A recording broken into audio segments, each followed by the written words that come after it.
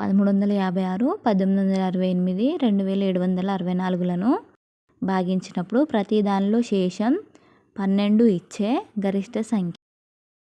ఇక్కడ 3 సంఖ్యలు ఇచ్చారు. వాటిని భాగించినప్పుడు ప్రతి దానిలో 12 శేషం ఇచ్చే గరిష్ట సంఖ్య అంటే హెచ్సిఎఫ్ ఫైండ్ అవుట్ చేయాలి. ప్రతి నెంబర్ నుంచి శేషం 12 కాబట్టి 12ని ప్రతి దానిలో నుంచి తీసివేయాలి. హెచ్సిఎఫ్ ఆఫ్ 12 తీసివేయగా వచ్చిన నెంబర్ని రాసుకుందాం.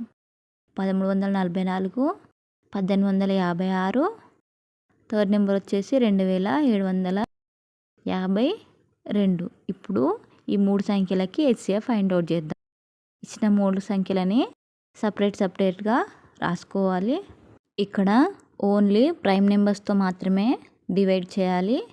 ఫస్ట్ 2 తీసుకుందాం. 2తో చేయాలి. 2 6 12, 2 7 14, 2 2 4, 2 3 6, 2 3 6, 2 6 12, 2 1 2, 2 6 12, 2 8 16, 2 8 16, 2 4 8, 2 4 8, 2 2 4, 2 2 4, 2 1 2. 21 అనేది 3 టేబుల్లో వస్తుంది. 3 7 21. నెక్స్ట్ 2 2 9 18, 2 2 4, 2 8 16, 2 4 8, 2 6 12, 2 4 8, 2 2 4, 2 3 6, 2 2 4, 2 1 2, 2 1 2, 2 6 12, 2 5 10, 2 8 16, 2 2 4, 2 9 18. 29 అనేది ప్రైమ్ నెంబర్ కాబట్టి స్టాప్ చేయాలి.